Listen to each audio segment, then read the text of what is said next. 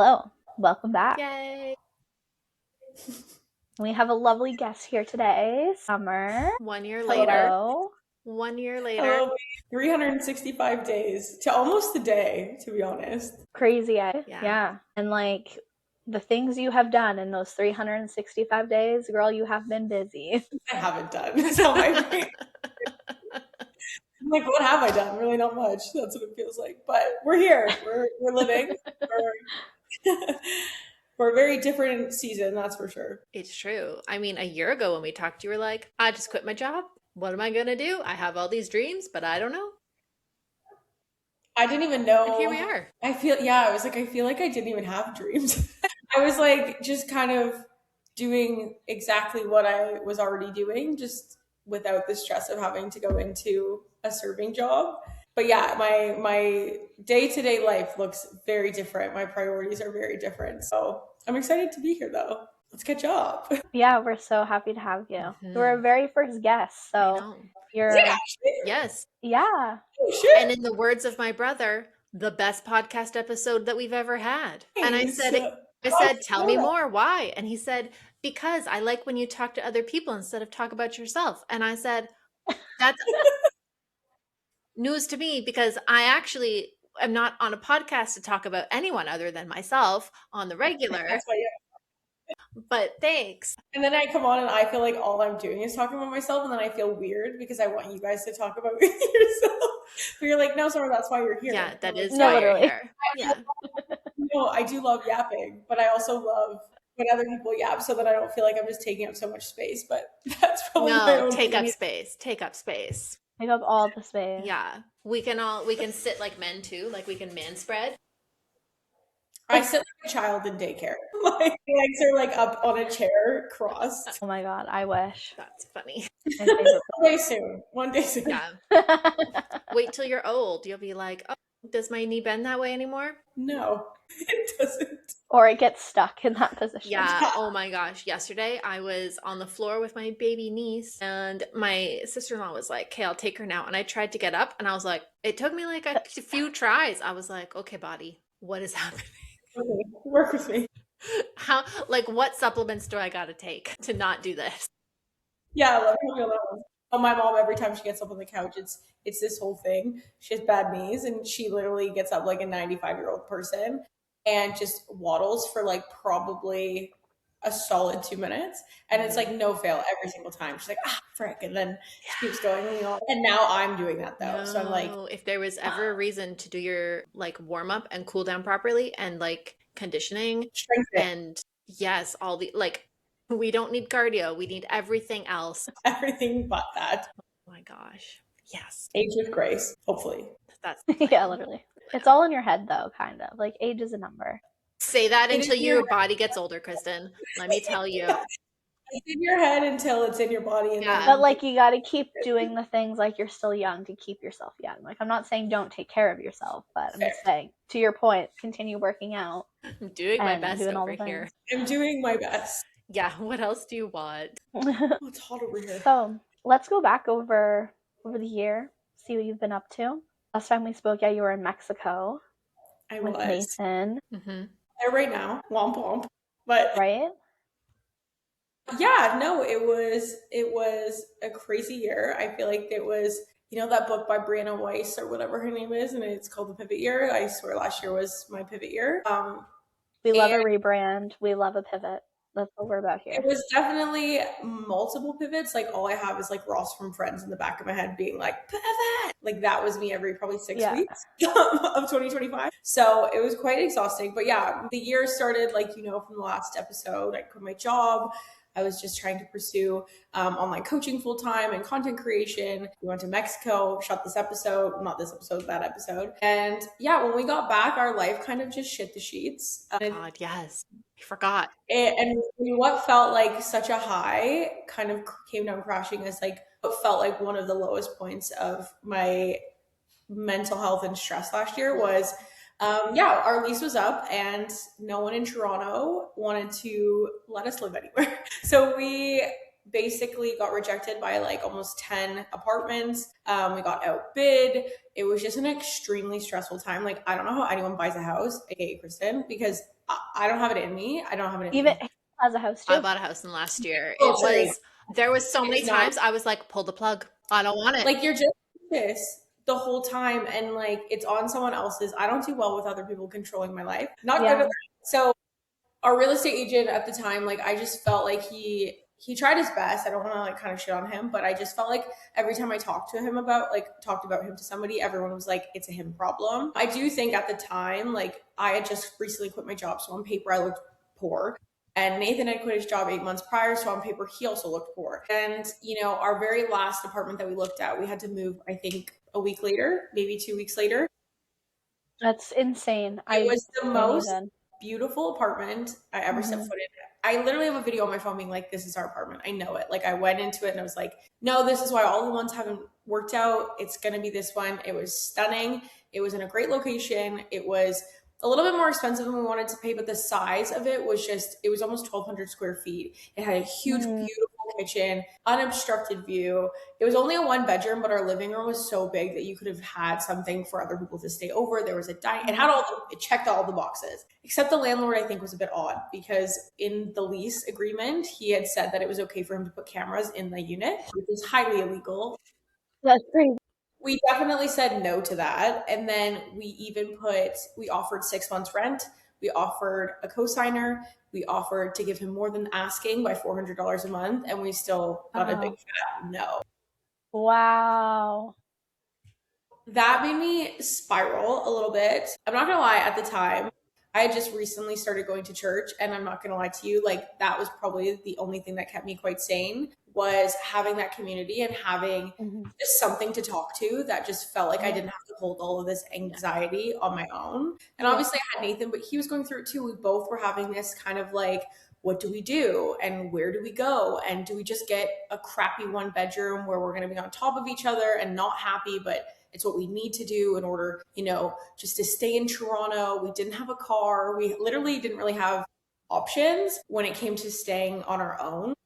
However, I'm very grateful. Like Nathan's parents live in Mississauga. That could have been an option, but it was extremely short term. Their house is quite full. His brother still lives there. Their parents work from home. So it was really a bit claustrophobic. And I did not want to interrupt in their life, and especially doing content full time. Like I would not have felt comfortable to film or like take up their space. Like it just wasn't good for anyone. And I knew that wasn't something that they wanted long term either. And I didn't want to have the pressure of an expiry when we still didn't really know what we were doing. Another option was to live 2.5 hours away from the city on the opposite direction, live at his cottage if that was an option in the middle of nowhere. His parents said no. So the last option was my parents, which are 2 hours in the country away from Toronto. There's nothing there, which meant we had to get a car. So we got a car in a week because they worked at Kia and somehow they gave us whatever. And yeah, after that, it was like a week. We moved to my parents. We moved our whole life, quick, boom, bang. And we were living at my parents again at 29 and 33. And it wasn't ideal. I think for me, it was more comfortable because it was my own family. So it wasn't something that I ever felt like I'm ever intruding. My parents are amazing. And they've always said, like, I don't care how old you are or what you need. Like, if you need a place to stay, you always have a home here. And gratefully, the layout of our house was a lot better than his parents' house. Like, we have the whole basement to ourselves. I have my own bathroom. Our room is quite a decent size. So it was like we had our own living room. Like, it was basically that, but you're still completely uprooting your life. Like regardless if we don't have rent, yay, but we just had to leave everything that I just quite literally built for myself over the last year and a half of living in Toronto. So I just felt like, holy shit, again, we're having to rebuild a life. And like, I had just done that for all of my 20s. So it was not something I really wanted to enter my 30s doing, again. But what felt like a huge setback and like in the moment, like a really heavy time, it was something that I switched my mind very easily and very quickly to be like extremely grateful because, like I said, I was so all over the place in my 20s. Family has always been so important, but my actions didn't always align with that when I was younger. I always prioritized meeting new people, friends, events, spontaneity over like quality time with my family. And living out west for 3 years and not being able to see them really maybe once a year wasn't something that I ever thought I would care about, but it really made me realize the importance of family and how we don't always get that time with our family, like that much immersed quality time. And so instead of kind of thinking about it as like, this sucks, I'm living with my parents and in the middle of nowhere, it was like, when will I ever get this time back with them? I got to see every birthday, and I got to see my nieces and nephews way more frequently and spend actually days with them versus 3 hours and then drive back to the city. And I got to see my Nana for the first time in 2 years and actually celebrate her birthday and not miss it. And we traveled a lot back to the city. Like, our car literally said, you've been in the car for what's equivalent of 2 weeks of your life. So it was an extremely shitty thing on our bodies and just our time and our gas in our car. We were going there almost every week for work. So it was a huge commute. Like, 2 hours is a huge chunk. But yeah, that kind of brought us to being able to start our business and start a business together. That time and financial break allowed us to actually dream a little bit bigger than when we were in Toronto, and we were just kind of going through the motions and surviving and doing like the bare minimum when it came to what we're capable of building. So there were so many pluses. What felt, like I said, like shit, like shit hitting the fan was really just, as cheesy as it's going to say, like manure that was kind of, growing the plants, planting the seeds and things like that. So that sometimes you just need that though. Yeah. Like, you need that, like, step back, it takes the pressure off, it cleans the slate, and then you're starting from ground zero without like running and running and running. Like, if you stayed in the city, right, just trying to keep up, it's just like, okay, let's just take a breather, hit the reset button, and then rebuild from there. And sometimes that's exactly what's needed. I like the mindset reframe, and it gave you the space to be able to do that. Well, I feel like everything in life is like that though. Like, immediately you react, I feel like, in a negative way when things don't go the way you expect them to. For sure. Yeah. That quick refresh. And I do think, like, I always have been like that to an extent, maybe not that quickly. Because don't get me wrong, that doesn't mean I didn't cry, and it doesn't mean I wasn't crying to Nathan almost every day. But I do think, like, when I go back to it, not to make this all about God or anything like that, but just being able to like have something to know, like, something better is out there for us. Like, and I've said that when I didn't really think of God that much, and I would call it the universe, whatever you want to call it, whatever your guiding light is that takes that weight from you. I think really just like tuning into that side of yourself really makes you not feel like you have to carry all this shit that sticks to us in this world, especially with everything going on all the time now. It just feels like it's always. I think finding whatever can guide you to find that perspective switch is what's going to keep you afloat and keep you from kind of falling off course a lot longer than you should. And luckily, yeah, like, it wasn't an easy thing for our relationship either. Living with your parents in their basement isn't necessarily an aphrodisiac by any means, but like, it's not hot. Like, that sexy. My parents' room was literally directly above us. We could hear them snoring through the floor. So like, I was gonna say, I'm sure they felt the same. Specifically, but we made it through, and I think it definitely made our relationship stronger. And I remember saying to Nathan, I know this is not what you want, and I know, but I need it for myself, because I quit my job. I wasn't making the money I used to be making, and I just realized that when everything was kind of not going our way, I was like, what is this trying to tell us? Like, I feel like we're trying to force ourselves to stay on this path that might not be serving us anymore. And I was like, maybe we're supposed to save money right now. Maybe we're supposed to just unplug and get out of the city for a minute. Like, maybe we're supposed to take a beat. And that's literally exactly what happened. It was necessary for us to think better.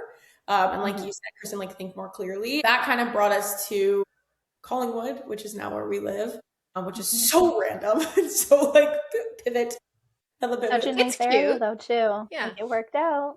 Beautiful. It is beautiful, but we needed space. We're starting a product-based business, which we can go into after, but we needed space. We didn't need a 1-bedroom that was going to cost us an arm and a leg. So we found a 4-bedroom house that has enough square footage to grow a business in, and has things that, like, again, it's not so small town that you feel like isolated where my parents live. It was a happy medium. Even though they're still commuting, still an hour and a half to the city, and we do that still quite frequently, it is really nice to have space. Like, Nathan and I now both work from home. I have my own office. We have an upstairs. He has his own office, and we can kind of just like have our own space. And I think going into the relationship side of things, like living together, working together, working from home, like, there's no break to miss each other. There's no air that you're not breathing at the same time. So it is really nice for our like individuality to like be able, I can leave the house and walk to a coffee shop if I want to spend the day there, and he can work here, and vice versa. So that's kind of where we are now. That's where we call home for now. Love it. And your place is gorgeous. Like, it worked out too. Like, that It's a townhouse, right? It's like a semi-detached, so it's like 2 units side by side. They're attached by a wall. Okay. But yeah, Which would it's have been a fortune in Toronto. Oh my oh, God. When you gave me the tour, I was like, damn, not stunning, even. gorgeous, perfect for content. I don't even think like that's what I'm saying. Like we are spending on rent what we were willing to pay for a 1 bedroom apartment that was 600 square feet. This is a 4 bedroom Mm-hmm. house that's almost 3,000 square feet with a garage Yeah. and a backyard. So it was like Yeah. props to the garage. I've never felt so much more privilege in my life than having a garage through Canadian winter. Right? Yeah, I don't think I could go without it. And that's such a privileged thing to say, but I mean it. Get a Yeah. garage. Get a garage. Okay, You will wait. hate Straight the up. winter Do you keep a your lot car less. in the garage or use it for storage? Because that No, car, okay. That can be a we have way thing too many. too. We don't have things. Like this is the thing. We moved into a huge, gigantic house. We have like nothing. Like we had barely a U-Haul. We had no furniture. Yeah. We had one bed. I love that feeling. I still remember that when we bought our first Yeah. house and moving in, we like had nothing. We even like put our bed in the spare room. We ended up buying a new mattress but couldn't afford a bed frame. We had our mattress on the floor for like, I don't know, at least 6 months, maybe longer, but it was like, I don't know, embracing that is like so fun sometimes. And Yeah, then our slowly building up from there. we literally like thrifted 90% of our stuff. And if Mhm. not, we did content for free for it. Like our dining room table, we got from a restore. It was like $275 for like a beautiful, when I say like, I was like, holy fuck, this is a jackpot. Beautiful table with like that makes it bigger, like an extension, Mhm. could fit Yeah. 4 or 6. All of the chairs, which were brand new and fully covered. It was like it was in some rich man's house that they never used as a formal dining room. Nice. Probably would have cost it over $2,000 for this entire set because we looked. I was determined. And we spent $275 on the entire Oh my thing. God. Love that. And we found like a IKEA couch that I washed from like the restore. I refurbished the dresser. We painted it, refurbished my desk. It was free. Like my friend gave it to me. She didn't want to do it anymore. So I was like, I'll take it. I remember you mentioning the desk too. Yeah. How did that end up working out? Because it was massive Great. and grand, and I know you were like very skeptical going into it. It's beautiful. Like it's a great desk. It looks great. It was such a bitch to get in our house. Like if you were a fly on the wall or the neighbors outside, which completely watched us struggle with this. If you're listening, it was rude. Yeah, and thanks for the help. Yeah, 300-pound desk. Okay, my back God. and how to get into our house. I don't know who developed this stupid layout, but like it's a really tiny little like stairwell up because our house is like our garage is underneath us and our house is above it. Right. So it's so narrow and we had to get it up 2 sets of steps. And me and Nathan, I was like, I can't lift anymore. My back's gonna give out. He's at the top. He's like, what do you want me to do? I'm like, I don't know. 2 grown-ass men in a truck behind us just watching. I was like, I can't. Honestly, I hope they got a flat tire on the way home. Yeah, I'm like, you know, like, come on, lend a hand. Hello. Like, come on. At least offer. You don't Yeah. like we can say no. Just sit there with your popcorn. Yeah. And watch. And I was like, you know what? Whatever. I'll prove to them I can do this. And we did it. We got in the house. Don't know how we're getting it out, but that's It might just live in the house forever. It might just come with the Yeah. house. But yeah, so now we have some things. But I also think like having nothing and living out of a suitcase for 90% of my 20s, and Nathan doesn't really have a lot of things. We don't need a lot of things. And I think you can really start collecting shit. And I'm trying my hardest not to. But then at the same time, that shit makes a house feel like a home. So it's both. it's like a give and a I take. felt it. Like moving from our last house to this house, like as you were talking about garage and parking in the garage, I was just thinking about our garage because when we bought our first house, we had a barn, okay? So when we moved in, we were like, what on earth are we going to do with a barn? But let me tell you, it fills up over 7 years, storing shit for people, this random stuff that you don't need to get rid of because you technically have the space. You might need it eventually. But when we moved, oh my God, we got rid of so much stuff. And then even now, because we downgraded, we no longer have a barn, and one of our like garages / like sheds wasn't accessible because of the snow. There's like one little path through our house garage right now, and I'm like, there's no way I'm getting a car in there anytime soon. So we're still very much living the Canadian winters, but but even in your house, same thing, fills up quickly. Yeah, I just even with decorations like Christmas, we have a Christmas tree now and stuff, and I'm like, well, people just buy new things every year, and I'm like, you don't genuinely have to. We're also just like really strapped for cash at the moment, so maybe that's why I'm not balling out and buying shit. But like what for? Like I used to have a wreath for every single month. What for? What? Really? Right? And now I'm Because like, fuck you, stores, holidays. I don't care. I had yes, Yeah. Wheaties. I go had, into Winners. I had, Like yes. every 3 days, it's a new season in there. Yeah. I'm like, it's Easter. Easter's literally 5 seconds. You don't need a bunny holding an egg with a No. hat. It's so cute and I want it, but don't buy it. No. Like, you don't need it. No. We talked about overconsumption very recently. And I don't, oh my God. Do you know Panda Mart in Scarborough? Yes. Talk about overconsumption. I was like, this is what's wrong with the world. But also, where's the beauty section? But I only spent $3. So I didn't give in, but I know I have to like even like lapping this back into content creation last year. Like I had to really take a step back because it was like by the end of the year when it got to like Black Friday and stuff, I was so physically burnt out and I got such an ick from sharing brands that like yes, it's like make your dollar, but at the same time there has to be some like I don't know how people do it like with 100 brands all the time because dude, I was exhausted from like 10, not even. Like I'm like I don't need to sell people. I yeah. don't want them to spend their money. Save it. Yeah. To be honest, at Christmas, I'm a person that's like, don't buy me shit. Don't buy shit. Don't buy that person shit. I even had to put my foot down with Nathan's family. I'm like, we're not doing that again this year of this stupid white elephant thing where people just get a bunch of garbage that gets in the back of the closet. I would rather us like, we did a thing instead of like, it had to be a puzzle or it had to be something like creative. It's like, okay, at least you can do it. Like, at least you can have something to do. But I'm like, even then, that's not the point of Christmas. Save your money.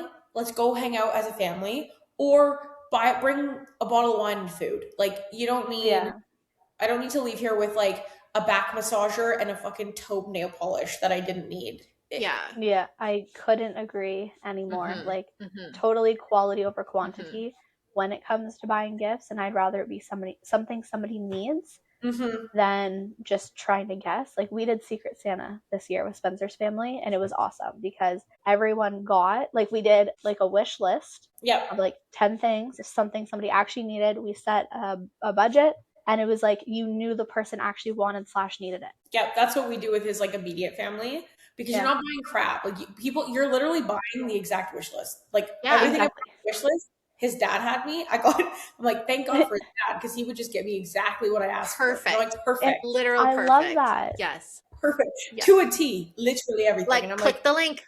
Good to go.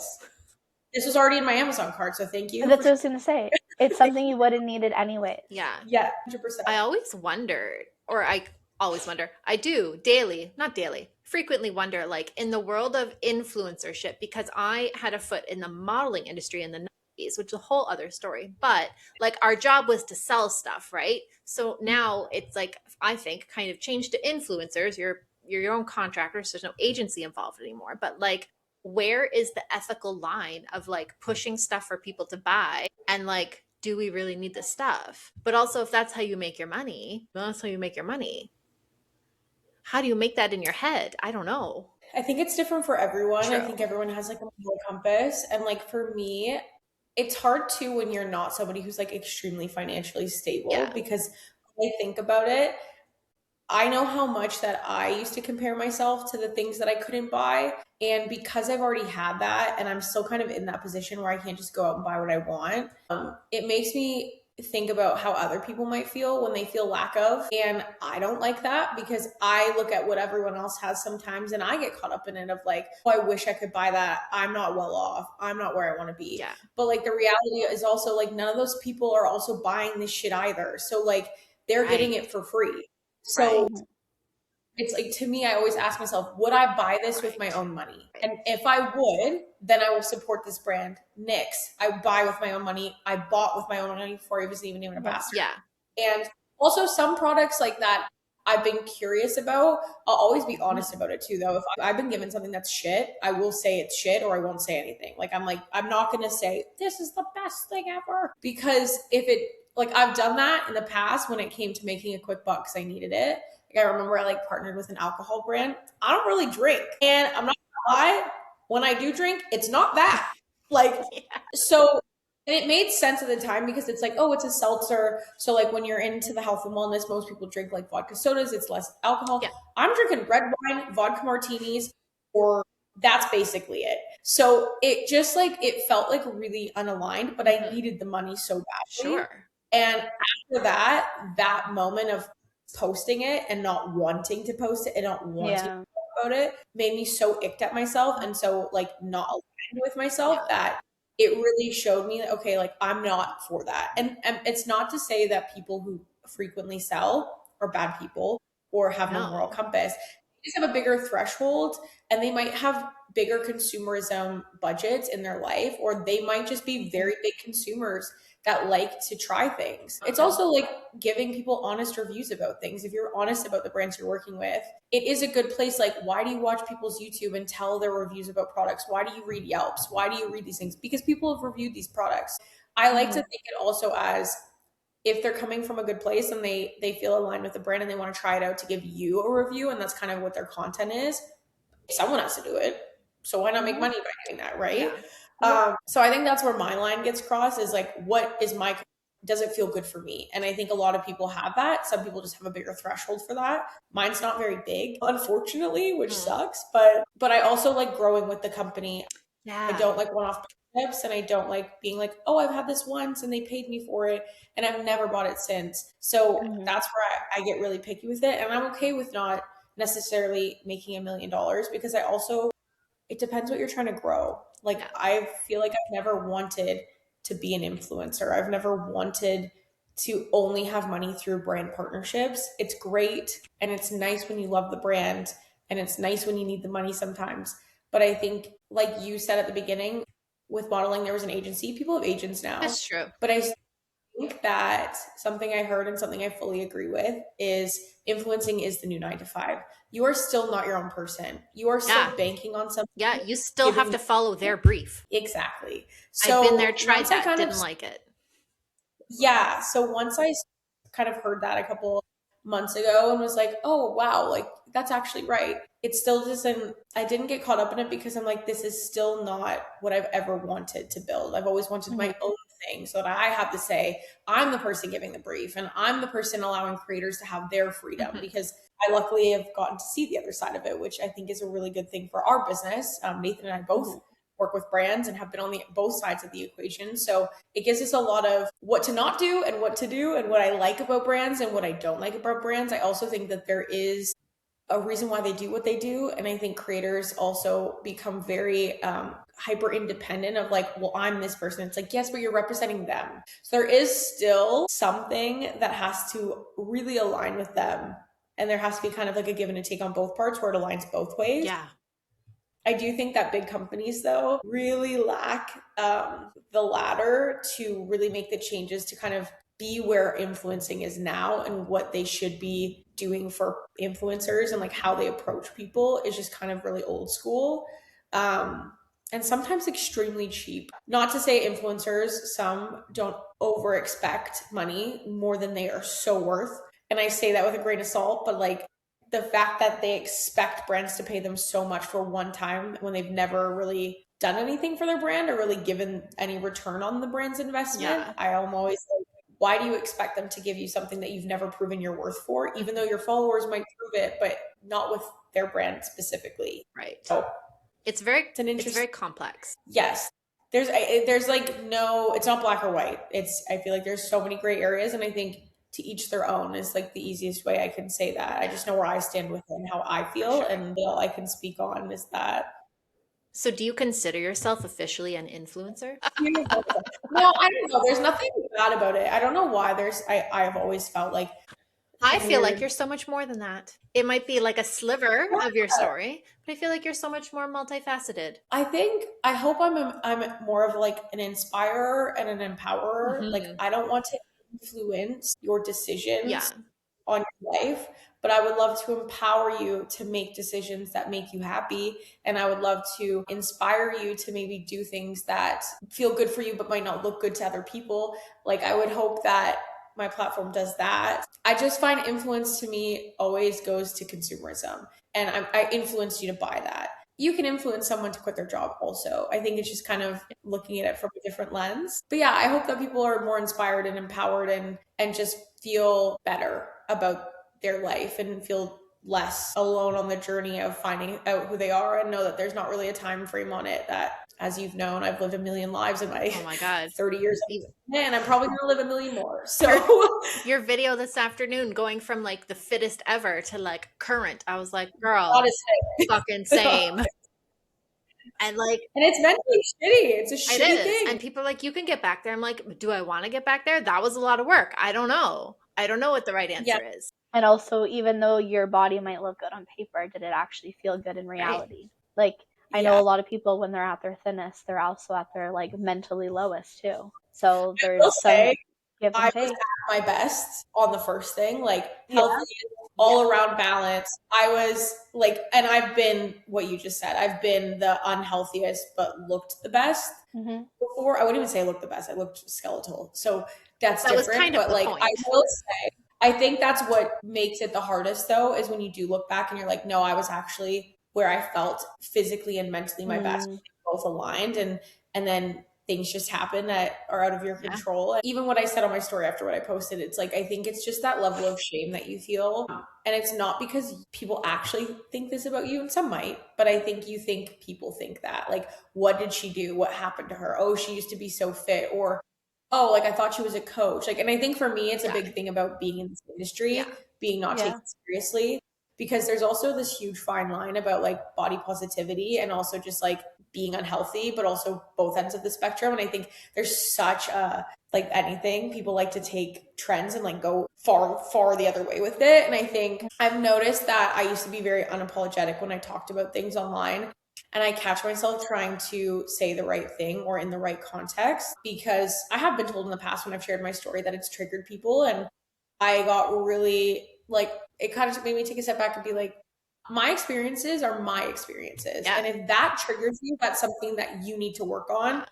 Yeah. Because my responsibility is to share my story in a way that's not hurting anybody else. And the only reason it's hurting you is because you're not willing to do the inner work to not be triggered by things that are outside of your control. And that was kind of a big thing. But then I feel like years later, I've realized that I've kind of gotten back to that, like, I don't want to say the wrong thing. I don't want to say something funny and bold, but like, I am very blunt and bold, but then I'm also very soft and graceful when it comes to people's journeys. Like, I will always be the tough love coach.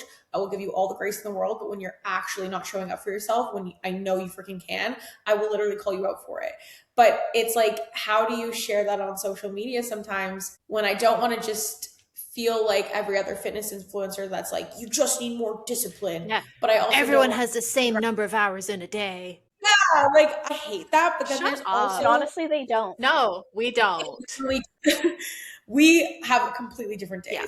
But then there's like this, like I said, there's this huge fine line of like being that bold and that blunt of like calling people out for their bullshit and their laziness and their self-sabotaging, but also having grace for things that like, yes, I always say like my back went out, chronic pain was out of my control. Could I have probably done more? Sure. But then there's this mental battle you play when you're in chronic pain all the time, that you don't want to be in pain. So you don't want to do anything that might cause you pain. And so there's always like this level of grace I try to give for people, but I'm trying to just find that boldness back in myself to not call other people out, but call myself out and be like, this is something people don't talk about. The transformation on the other end of the spectrum. You always just see all these beautiful transformations. And like, but what about the people who had a season that wasn't about thriving? Yeah. We just feel shame at our house and never want to show our bodies or our faces on social media and talk about it because we feel like people are going to come at us being like, she got fat. Oh, she let herself go. Oh, she calls herself this. And it's like, but I'm human. And one season doesn't depict every season. My body's been a million things in my life. And yes, like you said, when you see yourself that way, you know you're capable of getting back to it because you know exactly what you need to do, which is a good thing. But also then there's the thing of like, oh, it was so much work though. And I don't know if I want to do it to that extent because I'll have to kind of go harder to get back there. And then once I maintain it, it might be easier. But like, it's that like the thought of the action is harder than the action itself of like, fuck, that's going to take a lot of work. And even Nathan, he's like, I used to lift heavy shit. I used to be quite badass in the gym. I would be deadlifting 225 pounds for like reps. Don't feel like I need to do that anymore. But then I also, in my head, because that's what I did to get muscle and that's what I did to shape my body that way, I feel like, well, I have to. I'm going to look like shit if I don't. Like, So it's like, it's a hard battle. It's mentally fucked. Well, and it's not like 0 to 100 too, right? Like it's Right. not a sprint, it's a marathon. Because like Exactly. as much as it might feel like, oh, I need to get back to that place in the next 6 months to a year, it's like realistically, we're so young. Like you have your entire life to treat your body well and get to whatever that is. So I think it's more about, I don't know, for me, I've tried to focus more on like lifestyle and the things that do feel good. There's obviously discipline and pushing yourself, but also, I don't know, having some grace or compassion for like where you're at, still doing your best and like slowly building up to that, because it's hard to go from nothing to lifting 200 pounds, but if you're slowly building towards it, like you're gonna get there again, and you find that momentum and that motivation again naturally just by building back those really good habits. No, 100%. And like, I have to tell myself that. Like, I'm actually really grateful I'm a coach, because I'm a normal human and I have all the same thoughts as every other person on the planet. But You coach yourself just as much as other people. like, I always am like, what would I tell somebody else? I already, Yeah. it's like, you kind of know the answer, so you can bounce a little bit quicker. But I always say also, I wish I was naive sometimes, because then I wouldn't be so hard on myself when I don't do it, like what I know I'm supposed to be doing. And I think for me, I'm always a person, like, it has to come to this like flip of a switch. I can be in this weird, period of, I think there's just more, what am I trying to say? I think when I look back at the last year of how my body changed, it wasn't immediate. Wasn't overnight. I maintained quite great, to be honest, from literally going from moving all the time and basically training for high rocks to like doing dick all. So I could have gained 30 pounds, to be honest, but I just did my best. And that's the thing, is like my missing piece was always movement. And so now that I'm able to actually do that, whenever I'm doing a workout, like I sit after and just say, thank you, God, for giving me a body that I didn't have pain today. And like, it just gives you a way better understanding of your body. And I think sometimes I wish everyone would kind of go through an injury or a health thing, so that they'd actually respect that their body is way more than a weight, that there should be gratitude and progress in so many other ways, that weight doesn't, I couldn't care if I was 300 pounds if I looked and felt my best. Like, that's never really something that's triggered me. When I step on the scale, I'm like, okay, I've obviously gained weight. I want to see how my body's changing and make sure that I'm going in the right direction, but do I feel good? And even now, from flipping that switch about a month ago now, I've only lost, like, give or take, like maybe 5 pounds. I haven't lost that much body fat, but I significantly feel better because I'm able to actually show up for myself in the capacity that I know I am. I'm full throttle. Like, I only work out 3 days a week. I want to get back to like 4 or 5, and not lifting, but like a mix of lifting and Pilates and just getting my steps in and stuff like that. But my template is quite different than it used to be, but it's because I also just don't enjoy lifting 5 days a week. I'm bored of it. I've been doing it for 10 years. It's just not something that lights me up anymore. So maybe this break and finding things is good too. You should come do aerial sports. That's what I would love to. I took a pool class once, and it was the coolest shit I've ever done. And I felt so badass. And I feel like doing things outside of your comfort zone is what makes you feel confident. Because like, for me, my teacher was a male, and I'm like, he is a goddess, and I don't understand that he is so severely confident in what clearly was never a male dominant thing. And he shows up and he teaches, and he was like so fabulous. And I was like, if you can do it, why can't I? Like, if you could have the confidence in a space that actually probably should be the opposite, why the fuck can I not? And so I would love to. I think it'd be so sick.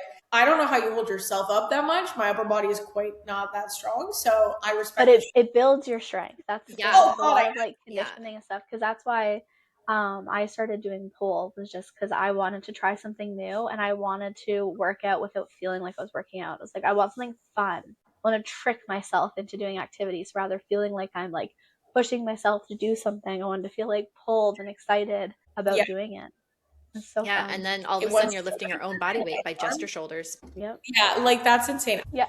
Why do you laugh when I say all the things you're doing? Because you think it's not a lot of things? Yeah, like I just think from an outside perspective, I've had lots of people be like, I don't know how you do it all, and I just don't feel like I'm doing it, to be honest. That's honestly crazy, but like like I get that perception. Like, I definitely think that I have more on my plate than more people, but I think because things aren't out there yet, like, and it's just in kind of like the building phase, it just feels like it's not a substance yet. So it's like I'm not really juggling a lot, because I'm not really juggling managing something after it's done. It's just kind of like the work. And I also feel like there's been a lot of things with my app and stuff that I've overthought, and just lots of things with Mondays that just aren't going the way that we wanted it to. So it feels like you're building something, but you're not a business owner yet or something. Yeah. Like it just feels like in the phase where no one sees you doing anything, and not the phase that everyone praises, but this is the phase that you should praise, because this is what that's what I was gonna ask. Like, do you think it's because you're not like, I mean, you're public about it to a certain degree. Obviously, people know that you're working on something, but like, do you think that you have those thoughts because you think it's the perception of other people, because you're not as public about like all the things that you're doing to like a micro level? Yeah, like I think I have a bad habit of feeling like I need to over explain every struggle to make something valid. And I think that I've done that my entire life, that I feel like I always have to take the hard way and not the more simple, approachable way. Like I feel like I've always had to like feel like I prove myself through struggling through something and coming out on the other side of like this like hero, this like, what's the word I'm trying to think of? Like underdog. Yes, the underdog story. I do feel like I really have this like blanket over me my whole life of like needing to be the underdog, and taking that on. And I've learned through different situations in my life that I don't always need to struggle through something in order for it to be valid. Yeah. It's not something I'm not currently struggling with. I think I'll always struggle with that, but I always feel like I should be doing more. And there is things that I absolutely can take accountability for that I could have been doing better and doing more. I think, especially with my app, like there has been a lot of hiccups that are out of my control with the coding of it and stuff like that. But there's lots of things that I could have done quicker. And I think I got in my own way of, I've been trying to like work through why. Like I feel like this was supposed to be launched in 2025, and then it was supposed to be launched in January, and then now it's March. I'm a perfectionist 90% of the time, and I think that going into this, I had an idea or an understanding that it was going to be something more than it is, and not to degrade it by any means. Like I'm still grateful for it, and I'm so proud of it, and I have to remind myself your first isn't your last, and your first is never your best. But I just really pride myself on being really proud of what I put out there, and I put a lot of work into the things I do. Like my cookbook took me forever, but I am still look at it and I'm very proud of myself. And I actually feel like there's not much more I could do better in that sense. Like it was the best, but it took way longer than I wanted it to. For my app, I'm really trying to get out of my head, and with Mondays of like, it's not going to be perfect. And the only way to make it better is by putting it out there and getting feedback from people and making it better for them, because it's not for me. It's for other people and some other people. Both of my businesses are. It's not, selfishly, I need both. But like, they weren't for me. Like the idea wasn't like, oh, I want this for myself. It's always been like, I couldn't find these things and I wanted to have something that I could have my own space with. And with my app, it was about having something that can be more scalable and reach more people at a lower ticketed cost, so that I can kind of get back to the roots of why I wanted to be a coach in the first place, was to make it affordable and accessible for more people. Even though it's not up to the standards I would wish when I look at and compare it to other fitness apps that have been created by people who have completely coded their own app and have put hundreds of thousands of dollars of capital into making it such a beautiful experience for people. And I think that Summer was just homeless. Like it's like it's on the, like there's this common thing on the internet right now, like people who didn't have support for whatever period in their life, comparing themselves to people who did have support is not a fair comparison. Yeah. And I shouldn't say, like, the thing is, like I said this to you guys before, like the only reason why I have been able to do these things is actually because I have support this time. And I think a lot of my life I didn't, and that's not to shit on anyone. They did the best that they could and gave me what they could, but it was never something I never asked. I'm not an asker, but the only reason why I was able to start a business or fund this is because of Nathan, and he's like an extremely integral part. So I don't compare myself to people that have support in a way. I get what you're saying, because I used to do that. And I had this conversation with one of my friends the other day, because Nathan actually said something and I actually called him out for it, because I was like, I don't want to do that anymore, where you try to justify someone's success based on knowledge you don't know. So you look at what everyone else has and you look at these influencers, like uber successful businesses really quickly, and you kind of try to shit on it. to make it like it's more obtainable if they had, because they had help or something. Like you say something like, for instance, I do this with Rhodes sometimes with Haley. Well, she's Haley Bieber, Justin Bieber. She piggybacks. Like it's so easy to start shitting and tearing somebody down, but to be successful, doesn't matter who you are and what celebrity status you have. Running a business is so hard, and being successful and to being able to scale. Yes. Can you say that people with bigger influence can sell out a product probably better than somebody with no social media at all? Absolutely. That's just fundamental. Doesn't mean retention, and it doesn't mean quality. So he said something about an influencer we're looking at, and he was like, well, she probably has a rich husband. And I said, you don't know that. Just because she's filming in a nice bathroom, she could have made all her money, and she could have had no husband, and she could have had rich parents or not rich parents. And I think when it comes down to it, I think people who come from not a lot, I think it's just ingrained in us to kind of justify why someone's more successful than us because they had it easier. Yeah. And I think that's something that really holds people back that didn't come from a lot from being successful, because they think that they have to have that support right away in order to even begin. Nathan and I are not millionaires. We are not even hundreds of thousands of dollars heirs. Like we are really struggling financially to support this business because a big chunk of it is Nathan. And he allowed me to have the grace to keep being self-employed, get my app going, and like and kind of give me the time and space that I need to like make my own money without pressuring me to feel like I have to get a job. But we're kind of cutting down to a time where now that we're starting production and starting to really fork out a lot of capital, there is that pressure coming down. And I even said yesterday, like probably every day I say, should I just go get a job just for now? Like, can I juggle everything I'm doing with a part-time job to even just give me some sort of consistency so that I can cover more financial than I can right now? Because like I said, when I quit my job, this year hasn't been financially what I thought it would be at all. Like it isn't. And replacing a full-time income isn't easy on your own. It is not. Like it's also not easy when, like we talked about earlier, you're battling moral compasses that you can make more money, but like it doesn't feel good. And then you know, it's also nice and comfortable your first year because you're kind of just like enjoying the time of freedom and you're not really thinking that far ahead sometimes. So it isn't because I feel like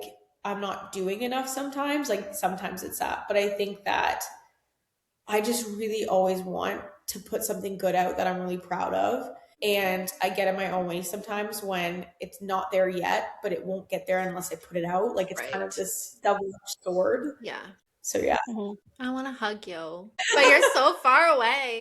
But I do see what you're talking about, like with Mondays. Like it sometimes it just goes slow. Like how long have you been talking about the box design? Months. But like that's part of building a business. Yeah. And I think that's why we wanted to, I'm so public with lots of things, but I also wanted to be really public with building this brand, is because from someone who's never really built something like this before, you make assumptions because you're looking at people who have been doing this for either years, who have investors, who have grown into an amazing brand. They obviously never start like that, but I didn't really ever see certain brands that I can come off the top of my head. Like I didn't see them in their apartment building boxes, and they probably have that as part of their story, but like it makes people and people who are entrepreneurial, who want to start something of their own, like I said, it makes this like really big barrier that you feel like you have to go 0 to 100 when you need capital. You can't have a business without it, like, and more than you think you need. And even with our boxes, like we've went back and forth, like for literally probably 8 months, I've wanted a different packaging box and what we had to get and what we have. And it's changed 100 times. And now we're on to shipping boxes. And I kind of like really wanted it to be this like experience, this intentional experience for someone to open this and look like we actually gave a shit. And we physically can't as a small startup. Like it's not smart to spend $3 a shipping box that someone's just going to throw in the trash. That's not even holding our supplement. That's just the box the supplement box is going into. And I want it branded, and I want it to be more like, I wanted it to look like Rode. I wanted it to look the capacity of Rode. We are not Rode. We do not have hundreds of millions of dollars to back up what we want. So we're going to have to settle with something that I don't love, but if it means getting someone our product and them falling in love with it, then we have more retention, we have more customers, and eventually it's a post that we can get to. And I'm just really, I was going to say, you can get there and build towards it. to have something to like build your customer base too, like seeing the development of your packaging from a brown box with some branded take to from the Uline catalog. Literally, that's what I want to wear. I want all day pricing out boxes. And I've used Uline for my other businesses. There's nothing wrong with it. But I think that's what I'm saying is like you're comparing to a conglomerate. Yes. You're comparing to someone's 20 to our chapter 1. But it's really lonely at chapter 1 because a lot of people don't share that. They don't share the struggles of that. They don't share, we had to cut costs here and we had to stay up till 4 a.m. and we had to, yes, it's assumed, like, unless you're going right into distribution and you have the funds to do that or you have the magnitude, but most of us don't. And I think it's crazy when I hear businesses that, to me, they're big businesses, are still small. Like they still see themselves as small and they don't have a big corporate, even like with brands I work with, like they make a lot of money, but like they don't have a lot of employees. Like, so it's just, I'm learning so much and I'm learning to really just like try to stay in my own lane. And I'm really trying to focus on that this year because the last couple of years I was not in my own lane. I was really focused on what everyone else was doing and how everyone else was growing. And when your life pivots a lot, like you feel like you're missing out or that maybe you could have been farther along or whatever it is that your brain is telling you to take yourself out of the moment. I'm really trying to shut that off and be where my 2 feet are because you can't be anywhere else. And it just takes the magic out of where you are because you can't get from A to B without A, you know? Yeah.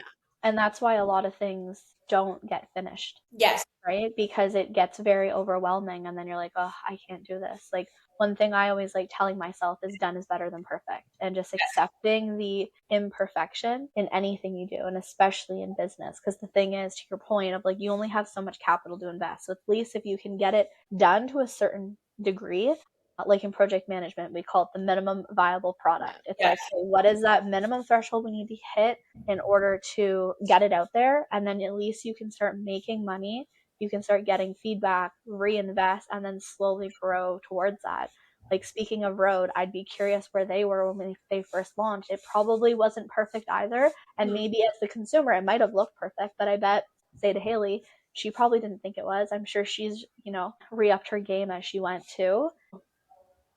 I don't know. I've always kept with the done is better than perfect and kept like not to get too tactical, but even with the podcast, like we have a list of like our backlog items. It's like, okay, we would love to do this. We were going to have merch in January and we do not. And it's just, it's not a priority right now, right? But it'll happen. It's sitting in our backlog. It's ready for us when we're ready, but we're not there yet. And it's okay. Exactly. And it's just something you just really need to like continuously remind yourself of. Like, what would you say to someone else in this position? And I think if I was to talk to any other business owner, even you guys, like, it's very clear that like what you're saying is exactly what I already know. It's just more so like, it's easier said than done sometimes, but you need a sticky note, paste it right there wherever you're sitting and working. I bought this whiteboard for the reason. I'm just like, shit on it so it's in my face. 100%. I love it. I love it. Yeah, I even think about, because you're going to have your products in I go very tactical, so I apologize. I'm just like literally thinking of like the problem you put out there and I'm like, what's the solution? But I'm just thinking like packaging and stuff. I love how you overthink it because you want to show that you care. But I'm even thinking like Liquid IV is one of my favorite products. Their packaging is not fancy. It's not. Like, mine shows up in an Amazon shipping box that I throw away. And they have a dinky little bag that I put in the drawer and I pull them out of there. But it doesn't make me like the product any less. And arguably on the flip side sometimes, Hazel and I chatted about this on a recent episode, being sustainably conscious about packaging and feeling like you're wasting. Sometimes those high quality boxes, I feel guilty throwing them in the recycling and getting rid of them. And it makes me think twice about buying some products because I'm like, what a waste. Like, why is this, it's like a one-time item. God, the boxes in the boxes in the boxes. Like someone at Amazon owns a box store. And so they funnel their money or our money really through all of their own businesses. When you get an Amazon package and the actual item's this big. Right. And the box is gigantic. Don't even get me started. Do you know how much it bugs me? Because when we were like, for me, I'm such a visual person. Like I'm so visual. So when I I think about how I feel. Like a lot of things make me feel a thing. And I think that the biggest thing for packaging for me was when you're a small business, because I've had a small product-based business with my baking business, you have the ability that big brands don't to be thoughtful, to be intimate, to be more careful and like intentional with being more, what's the word I'm trying to think of? Like I can write your name on the card because I'm writing the card. Like even though I'm printing the cards, I can write Hazel, I can write Kristen, I can write that so that you actually feel like I give a shit about you. And that is something like I'm a very, very thoughtful person naturally. So my thought goes is how is someone going to feel when they open this? And it was more about it being more intentional than when I get something and they just throw a box in a brown box and it's kind of a piece of shit. I personally feel like it might be a great product, but I personally am like, oh, I got some skincare the other day and their box was so cute and I like read it and I took a moment. It wasn't just like peel it out and fuck the box. Like I spent time with the products. I looked at their packaging and I looked at this, but that's me. And like, so that's the thing about a business is you're kind of in your own head about everything because it's only coming from your perspective. And by getting your product out there and like why we're building it in public is because we want people's feedback before we make these decisions. We want to know what you guys like because we know what we like and we might be biased and we might not see things that other people see. Like I even posted like 3 different ways of writing the same thing. I'm like, what that was cool. I voted. To. And I spent hours making this shipping box that's so freaking nice and I love it, but we can't use it. But at the end of the day, Nathan and I were like, well, what about for PR? That's our PR box. And it's a little bit more thoughtful and it's a little bit more intentional. And if it costs us a little bit more, it's a marketing budget, still eats in our thing. But I just tell myself, it's a different budget. It's not technically it is. It's not on our margins. It doesn't affect our margins. Like I'm so delusional. That's not how math works. It is a different type of investment though. Yeah, sure. But I am thinking like, and that's something I think it's a good thing and a bad thing. I do think at the scale of Rode. I think about my business and when other people come to me about their businesses, I think of them as these uber successful. Like what would you do if you had all the money in the world? And that's amazing because it's something to work towards, even with events and just like intentional things of like custom stuff. Like I had this idea because Mondays is also like our first product is something you should take in the morning. And I wanted it to be something about romanticizing your morning and being like something to be with. And so I wanted to make custom pajamas for like an event and like have custom like eye things for like whatever. That's why my brain thinks is like, I also work on social media. What is shareable? What is savable? What is trendable? But then talking to more business owners, you look at social media and you want to be viral. You want to be sold out. And something we've really had to talk about is like, because we don't have a lot of capital to order another production line before our first one sells, we don't want to sell out. We don't want to be a trend that blows up because we will not survive it. We will not be able to invest in more because we won't have enough things to sell. And the last thing I want, and I see this with businesses that scale really quickly and sometimes too quickly, the amount of backlash that they get, I just don't want that customer experience. Like, and it's going to happen. You're never going to have a perfect, people are going to hate you, people are going to love you. That's not what I'm saying. But if you can, I think it's like anything, like you have to be okay with being small because there's beauty in being small. There's beauty in being skilled. There's beauty in being a millionaire. There's beauty in being someone who doesn't have a lot of money and can be more frugal.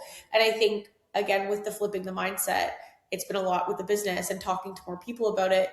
It's like, this is taking so much longer than we want, but we've been a lot more intentional with the choices because the things that we wanted at the beginning are not the things we want now. And I think we would have wasted a shitload of more money if we just rushed into something just because we're so impatient about getting it out. Yeah. It's going to come when it comes. It's going to be amazing. We're really proud of what we've created as the actual product, which is what fucking matters. So, and the packaging of the supplement itself, I designed it and I love it. And I think it's cute and adorable and I love it. So it's like, who gives a fuck if the packaging that you're shipping the boxes is brown? Like nobody. I know nobody cares. That's so cool. I love it. I can't wait to buy some from you and try it. I know. I'm excited. I just want to drink it myself. I would buy some at a supplement store today. And I did it. I was like, I don't want to buy this brand. I want to buy ours. So we even asked our manufacturer, I was like, I know this might be a far fetch and I actually don't know if this is doable, but is there any physically possible way to get us at least a 30-day supply before we get 1,000 units sitting in our living room? Like, can we have Yeah, some we want to use it. and take it every day, share it. And also selfishly, I want to drink it. I want to drink it every day. That says something That's a good about thing. your product. Sorry? That really says something about your product. If you're like, okay, just give me enough that I can use, because I That's all I created the want. product because I want to use it. We won't give it to anyone else. We will keep it to ourselves. Give it to me in a Ziploc bag. We don't care what it's in. It doesn't have to be in the package. We just want to try it. I'll bring my own mason jar. Fill her up. Yes, like I'm Straight up. Gold bar, and I'll bring a cup. We don't care. We just want it for ourselves, because that's one thing I am very proud of. Like, we took what I feel like is a long time. We did a lot of iterations of this supplement, and flavor was so important to us. And I remember we went to the manufacturer and came back, and we had like one sample left. I gave some to my family. They tried it and they really liked it, but we had one sample left. And I was like, I just really want to take it. So I was like, I'm going to just try it now that it's been a couple weeks since trying it, and see if we still think the same about how much we like it. And I drank it at the gym, and I was like, this is actually so delicious. I'm like, this is actually so good. I wanted something that was a little bit addictive, of like, I look forward to wanting to drink it. Like, when I want to drink it, it's like, ooh, this is like my morning beverage. And I feel like we nailed that, hopefully. I think that. I'm biased, but like, our manufacturer said the same, but he might be biased just so we buy. So I don't know if I trust. You actually get me so excited about this. Like, okay, so is this something that because you haven't got too much in the details, right, of like exactly what it is. Okay, can I ask you? Our product name is Mondays. Our business name is Mondays. The product is not called Mondays. Yeah. Okay, which means there's a pipeline for multiple products within the business. Yes. Like, my brand has 2 other products in the works. Okay. But we don't, like, the premise of Mondays was to simplify wellness for people. So I will never, I say this, I pray that this isn't something that changes, but like, I've never wanted to be a supplement company that has 15, 20 products. Like, everything we want to make is very intentional. We want it to be something that is simple, that is stacked to make your life easier. So you're kind of you don't have to take 15 of this and 20 of that, and you're spacing things out all day and making like, do I eat with this? Do I have to eat? Like, trying to simplify that brain power so that wellness is more achievable for people, and feeling good is more achievable for people, and they're enjoying it. Because who likes waking up at the ass crack and choking back 10 pills? Not I. I do not like that. Not me. That's not what I want. I want something that I'm enjoying it, because you should look forward to drink it and create it. Yeah, you should romanticize your health. Like you said about pole, like you think about aerial, like you should enjoy what you're doing to live a healthy lifestyle. And just because lifting weights isn't something you do 6 days a week and you might do that, doesn't mean you're less healthy. It's because you enjoy that. Yes, lifting weights you should always do to some extent, because we need strength. But not for enjoyment. Like, if you don't enjoy it, you don't enjoy it. So go for your health, and then do the things that you enjoy, like running, walking, gymnastics, whatever it is, cycling. Do the fun shit, but you should enjoy health and wellness. And that's really what we wanted Mondays to be, was something that you look forward to that is also benefiting you and making you feel good. Is this something that everyone can drink first thing in the morning, or is it to athletes only, fix like some sort of deficiency? Or exactly. No, it's for everyone. We are marketing more towards women, just because we felt that there was a bigger gap in the market to educate women, for women to understand, for women to not be confused. I think women and men buy for very different reasons and take supplements for very different reasons. And I think when I look at what is out there for women's supplements, a lot of the times it's very misleading in some ways, and just very like solution based, like get smaller, be toned, like all these buzzwords that are really diet culture core, that we've put so much meaning behind and value behind, that actually isn't really, it's misleading. Like, tone means having muscle that is showing by having less body fat. Like, that is what tone means. But people think that they can take something and it makes them instantly toned without having to therefore resistance train and exercise, which builds the muscle, and diet properly so that your body can show the muscle. That's what tone means. So I think when we were thinking about this, it was one thing, and then now it's completely different. Like, it was something very simple that was just annoying for us. And then it was like, how can we make this different?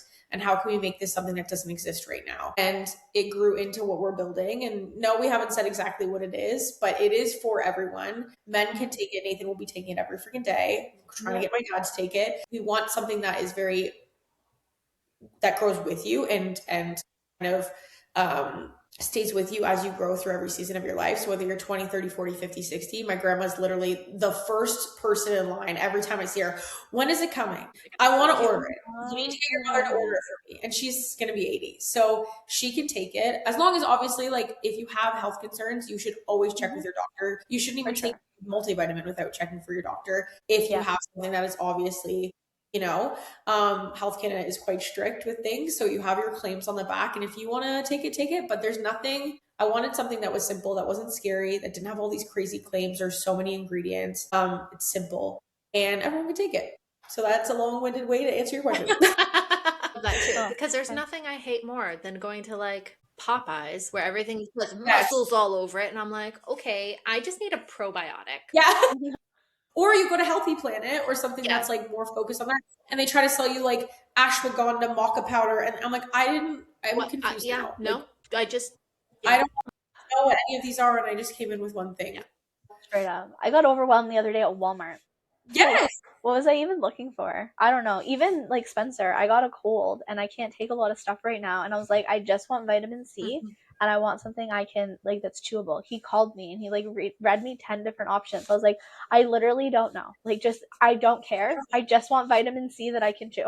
Please, that's it. Get it from the like, kids why aisle. Is it so overwhelming? It's fine. Yeah, straight up.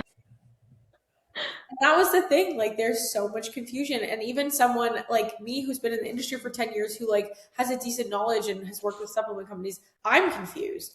Right. I go in and I'm like, there's so many options.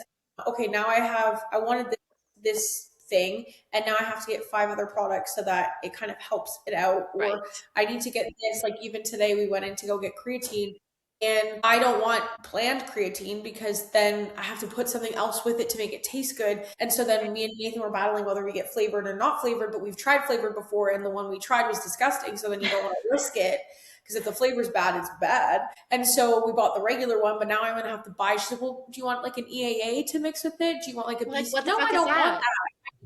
I don't even know what that is. These are too many acronyms. You don't need to take necessity. If you eat a balanced diet, you don't need to take EAAs. BCAAs are kind of baloney. EAAs are like essential amino acids, so it helps break down and rebuild proteins in your body and muscle. But it's like, no, I don't want to add another $40, $50 product. I just want this one, and I want it to be decent. Because now I can do what it says without. Now I have to either like get squeezy, which I hate, or a liquid IV or something. Yeah. So now something that is quite cheap is now quite expensive because you're stacking 15 things on it when you really just wanted to take the one thing and that's it. So many pain points for people. And like I said, I already have 2 other products that I really want to make. The one is like for more female-based things, and then the other one is for everybody. But it's such a hard thing when you're building to what we kind of went back and forth about is like, do we just market towards women? Do we do both? Because really anyone could take this product, like our hero product, anyone could take it. But I just kind of was like really firm with it of like, the gap is with women. What I'm most passionate about is helping women. I think the supplement industry is 99% male dominated, and they don't really care about doing things the same way we do. And I feel like they already have that advantage. And if they want to, they absolutely can take this. And if they look at this and be like, oh, it's not for me, then they are not educated enough to know ingredients. Like, not my problem. But it's like, I think if you're trying to sell to everyone, you're selling to no one. And I wanted it to be I wanted our values to stay fluid with educating women on these things. And, if I was to think long-term, I've always wanted to have like a nonprofit to help educate young women about how to actually fuel your body properly, what exercise actually is about, not about being smaller. Like, I've always wanted to go to school and talk about this and have something. So it's like keeping it in what I know best, which is women's health. And like, I've been doing it for 10 years. It makes so much sense. It's kind of on brand for you. With your boyfriend who's not. But that's okay. He also cares about women. Yes. And I will say, for like households, like women typically the primary purchasers, right? Like, Spencer drinks what I get officers. That's what I said to him. I'm like, most people, if a boyfriend wants this and their girlfriend's drinking it, they'll try it once, say it's delicious, and then be like, I want that too.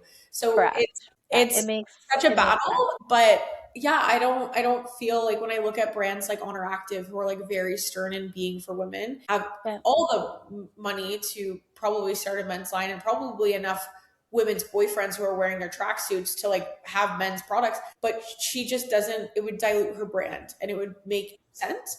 So that's why we said, like, absolutely everyone can take this, but our market is women, because that's where the gap is for us.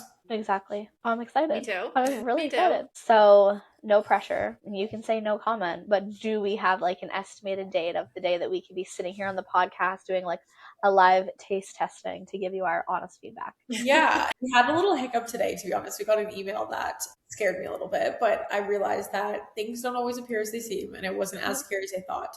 So I thought we were going to have to prolong it even more to get a new license, because Health Canada came out with like a new claim about one of our ingredients, but it doesn't mean it's out yet, so we don't have to do anything yet. We have like 3 years to do it, so which is good. But I instantly was like, do we have to go change our formula? Do we just like minimize this ingredient? Because it was about a certain amount has this claim, and we're at the very beginning of that amount threshold, which pisses me off. Like if we were 1 gram less, we wouldn't have to worry about it. But anyway, we got that figured out.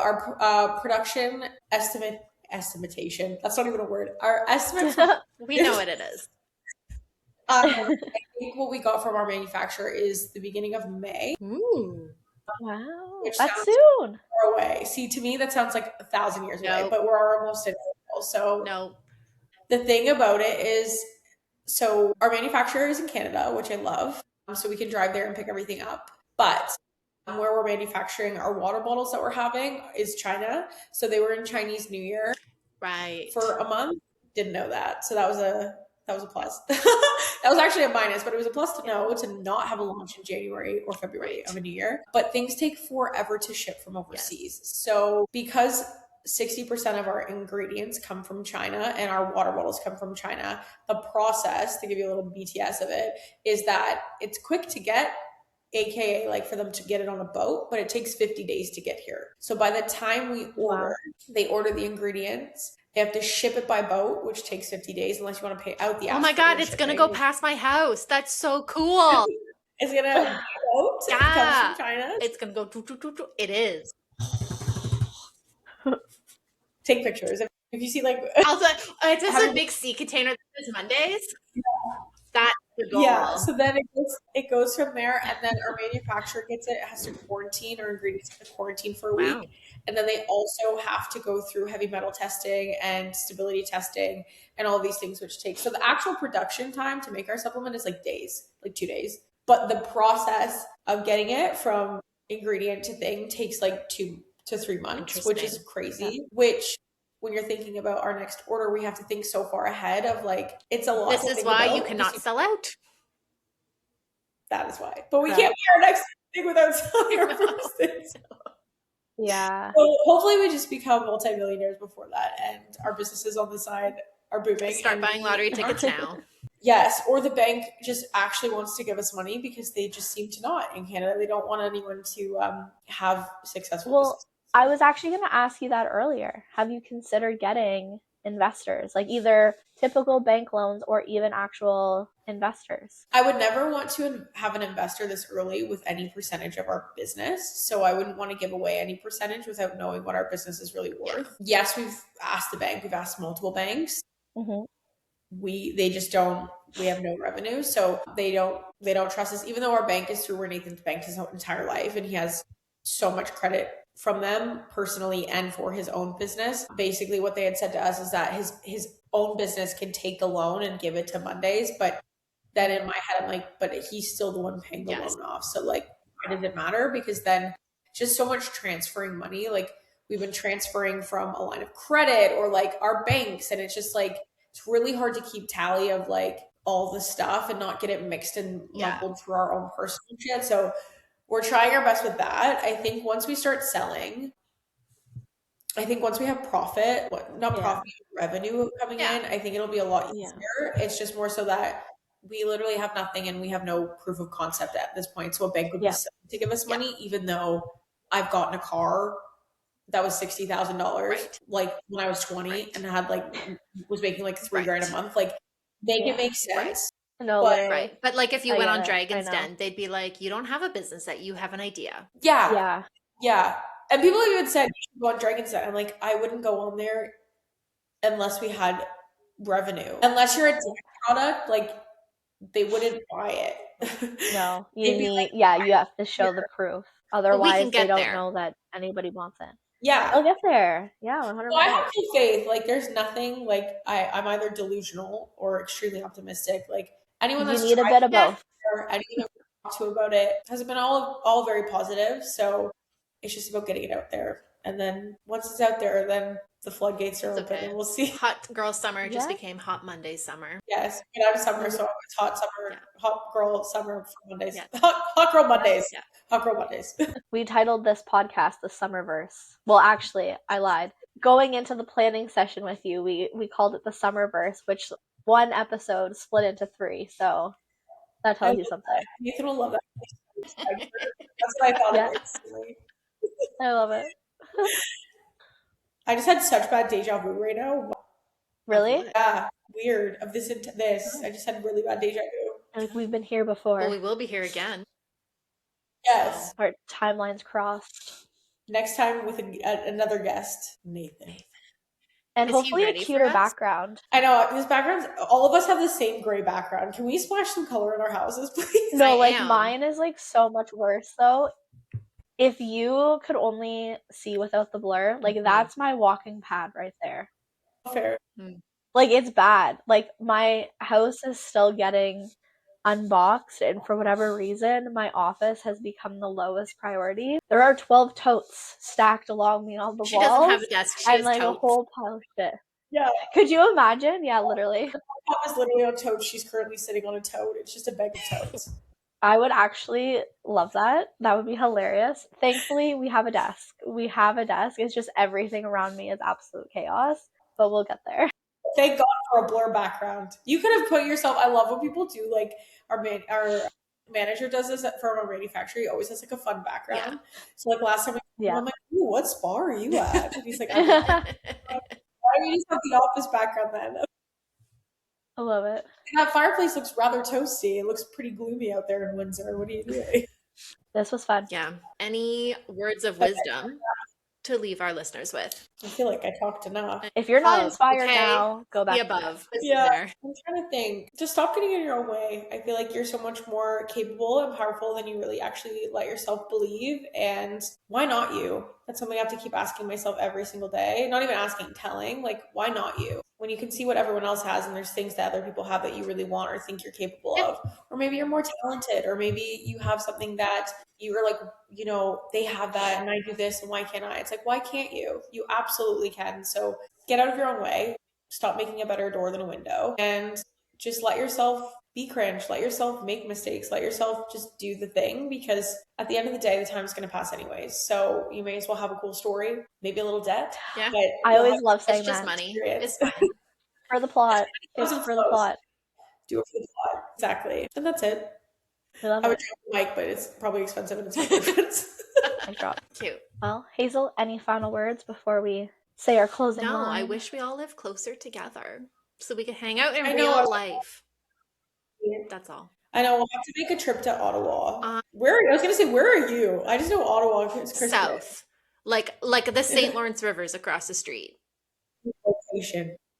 I'm not telling the podcast exactly where I live, but I live on the St. Lawrence River. And that's why I say the boat is going to go right past. Oh, sick. Do all boats come in that way? Yeah. And when she says boat, she means massive ship. I do mean massive ship. Yeah. I know. And I go, ooh, a boat. And then my neighbors are like, you mean the transatlantic ship that just went by? And then someone's behind them in like a speedboat and you're like, that's the boat. It's like, listen, I'm going to start hanging out at marinas, because if you got a boat, you got money. Why do you think I loved living in Kelowna? I don't want to say hoes, but boats. Yeah, that's what came to my head. Yeah, I don't want to be a boat hoe, guys. I'm just trying to find a husband. Like, complete side note. When I was in Kelowna, there was like the dock where everyone would dock their boats and stuff, and like you would go on. When I first moved there was like I was on a boat and someone was like, "Oh, look at the stragglers." And I'm like, "What are you talking about?" They're like, "The stragglers, like the women who beg to get on a boat and don't, and they just wait at the dock. They're called the stragglers." And I'm like, "I will never be a straggler." So don't be a straggler, people. Nope, that's not our vibe. Not in your life and not on a boat. Nope. No. We're the women that own the boats. Yeah. We have the host and the Yeah, boats. yeah, we're the hosts on the straight up. boats. I always say to myself too, like the problems we need is where do we park the yacht? Outside my house. That's where. Straight up at Okay. Hazel's house. You're right. I love it. Well, thank you so much for having me again. And I'm going to see you again soon. But I really appreciate that. I didn't know I was your first guest. Why did I not know that? Well, I'm glad that I'm not your last. No, we Us cycle too. through. Yeah, you'll be here back again for sure. Yeah. Because we did just premiere the Summerverse, so 1 of 3 coming soon. Yeah, it's a trilogy. So honored, to be honest. My friend actually said that to me the other day. She's like, "You're really cool." I'm like, "Am I?" I don't feel like it most days, to be honest. What does cool even mean? I don't even know. I think that makes you like more cool though, because you're not like egotistical. Yeah. I'd be like, yeah, I know. I should be. And then there's Hazel. No, I'm just kidding. They're like, oh, you came last? In the best Still way. cool. And I'm like, I know it. I'm so good. They couldn't understand it. Yeah, they didn't get They it. get it. Like she's too overqualified. We can't. Yeah, That's what happened. Yeah. Oh my God. All right. Well, yeah. Thanks for joining us, Summer. We really appreciate it. This was super fun. I wish I could do that. Oh my God, guys. Millennials. I think I have carpal tunnel. I can't even. You know what it is? It's like a twist thing. It's this to this. You have to push your fingers. That hurts. It's weird. That looks weird. It looks like a dinosaur. That's what I said. Look at those nails, though. And on that note, as Kristen would say, that's the pod. That's the pod, guys. Have a great evening. Guys. That's the pod beans. Yeah. See, catch you later. Bye. Bye.